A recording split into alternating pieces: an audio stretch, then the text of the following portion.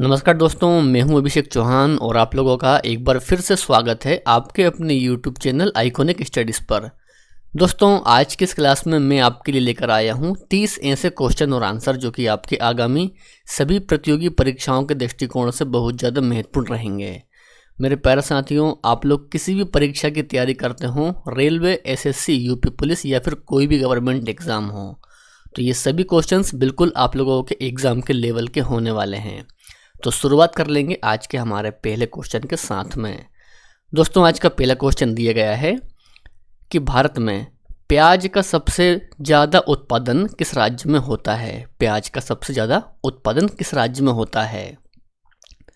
दोस्तों, हमारे इस क्वेश्चन का सही उत्तर हो जाएगा महाराष्ट्र, यानी कि ऑप्शन नंबर सी। तो प्यारे साथियों, महाराष्ट्र में होता है प्याज का सबसे ज़्यादा उत्पादन, तो इसको आपको ध्यान रखना है, ठीक है ना। चलिए आगे बढ़ेंगे।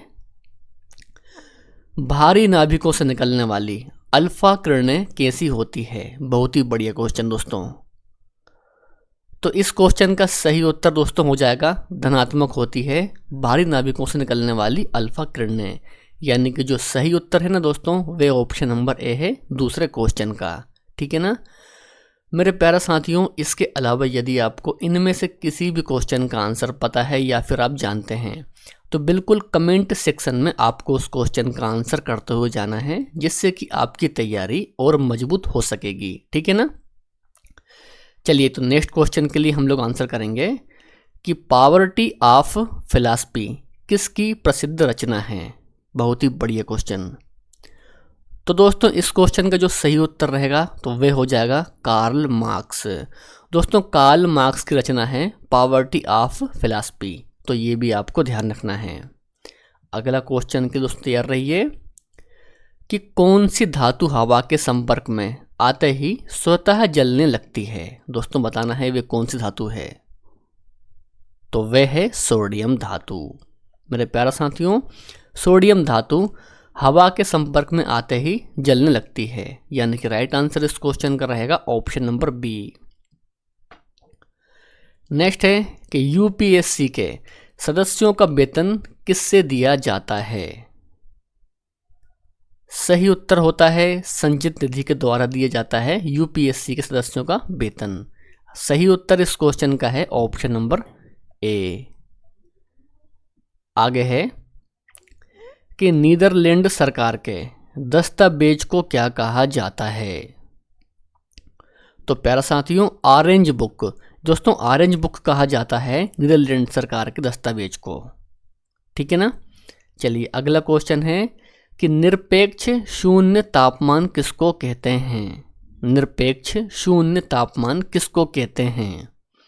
तो प्यारा साथियों, -273 डिग्री सेल्सियस को कहते हैं निरपेक्ष शून्य तापमान, यानी कि इस क्वेश्चन का सही उत्तर है ऑप्शन नंबर सी। प्रोटॉनों के मुख्य संरक्षक कौन होता है। बिल्कुल दोस्तों, बहुत ही बढ़िया क्वेश्चन है। तो हमारे इस क्वेश्चन का सही उत्तर होता है दोस्तों कार्बन, यानी कि राइट आंसर इस क्वेश्चन का है carbon. Imperial bank of India. दोस्तों, बहुत ही शानदार क्वेश्चन है। देखिए, इंपीरियल बैंक ऑफ इंडिया का नाम स्टेट बैंक ऑफ इंडिया कब रखा गया था। तो प्यारा साथियों, इस क्वेश्चन का सही उत्तर रहेगा 1955। दोस्तों, 1955 में रखा गया था इंपीरियल बैंक ऑफ इंडिया का नाम स्टेट बैंक ऑफ इंडिया, यानी कि ऑप्शन नंबर बी 90 क्वेश्चन का सही उत्तर है। A320 एयर बसों को भारत ने किस देश से खरीदा था। तो प्यारा साथियों, सही उत्तर रहेगा फ्रांस, यानी कि ऑप्शन नंबर डी। आगे है कि मुख्य यामोत्तर रेखा का देशांतर कितना होता है।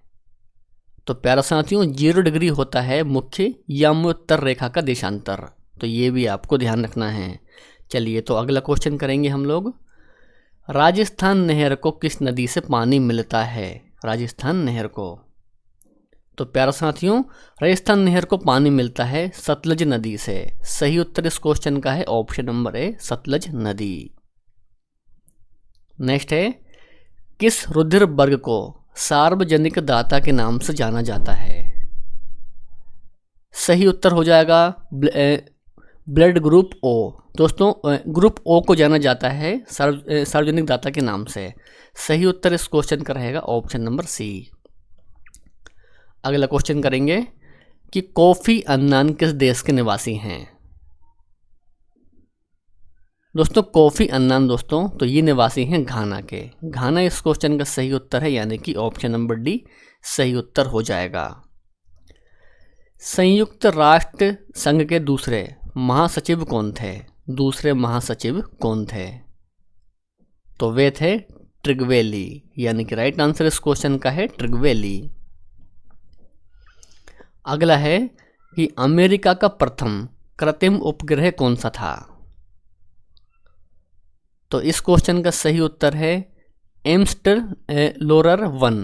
दोस्तों ये था अमेरिका का प्रथम कृत्रिम उपग्रह, यानी कि राइट आंसर इस क्वेश्चन का रहेगा ऑप्शन नंबर ए।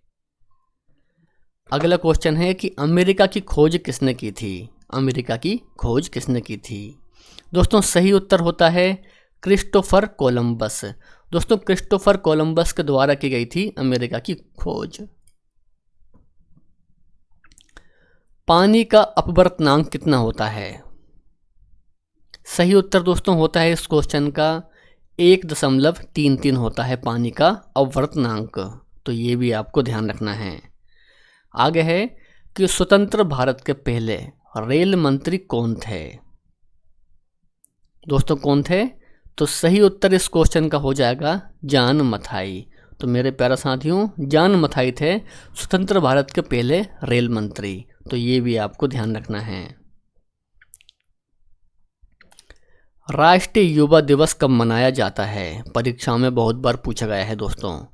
सही उत्तर हो जाता है 12 जनवरी। तो प्यारा साथियों 12 जनवरी को मनाया जाता है राष्ट्रीय युवा दिवस। ठीक है ना। चलिए आगे है कि फ्लिंट कांच का अपवर्तनांक कितना होता है? दोस्तों फ्लिंट कांच का अपवर्तनांक होता है 1.65, यानी कि ऑप्शन नंबर डी सही उत्तर है इस क्वेश्चन का। मार्स गैस किसे कहा जाता है? तो प्यारा साथियों मीथेन को कहा जाता है मार्स गैस, यानी कि राइट आंसर इस क्वेश्चन का है ऑप्शन नंबर बी मीथेन।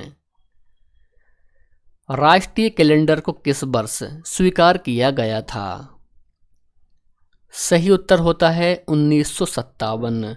दोस्तों 1957 को स्वीकार किया गया था राष्ट्रीय कैलेंडर को। तो ये भी आपको ध्यान रखना है। उबेर कप किससे संबंधित है? तो प्यारा साथियों उबेर कप का संबंध है बैडमिंटन से। तो बैडमिंटन इस क्वेश्चन का सही उत्तर है, यानी कि ऑप्शन नंबर डी। नेक्स्ट है कि राष्ट्रीय पर्यावरण शोध संस्थान कहाँ पर स्थित है? तो हमारे इस क्वेश्चन का सही उत्तर होता है दोस्तों नागपुर। दोस्तों नागपुर में स्थित है राष्ट्रीय पर्यावरण शोध संस्थान, यानी कि राइट आंसर इस क्वेश्चन का है option C Nagpur.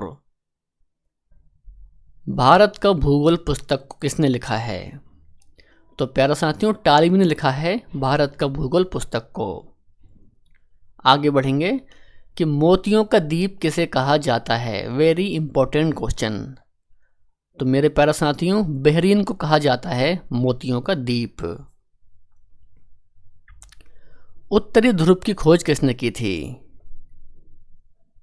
Right answer होता है रॉबर्ट पेरी। दोस्तों रॉबर्ट पेरी के द्वारा की गई थी उत्तरी ध्रुव की खोज। तो ये भी आपको ध्यान रखना है। स्पेस एप्लीकेशन सेंटर कहाँ पर स्थित है? दोस्तों अहमदाबाद में स्थित है स्पेस एप्लीकेशन सेंटर, यानी कि राइट आंसर इस क्वेश्चन का है अहमदाबाद, यानी कि ऑप्शन नंबर ए। अंधेरी नगरी चौपट राजा के लेखक कौन हैं? सही उत्तर होता है भारतेंदु हरिश्चंद्र। दोस्तों भारतेंदु हरिश्चंद्र हैं अंधेरी नगरी चौपट राजा के लेखक, यानी कि सही उत्तर इस क्वेश्चन का रहेगा ऑप्शन नंबर सी। स्वतंत्र भारत के प्रथम उप प्रधानमंत्री कौन थे? प्यारा साथियों ये क्वेश्चन आप लोगों के लिए टेस्ट क्वेश्चन है। तो इस क्वेश्चन का सही उत्तर क्या है वो आपको कमेंट करके बताना है। आज का वीडियो पसंद आया हो तो वीडियो को लाइक कर दीजिए, अपने दोस्त एवं भाई बहन में इस वीडियो को शेयर भी कर दीजिए। तो मिलेंगे हम नेक्स्ट वीडियो में। जय हिंद, वंदे मातरम।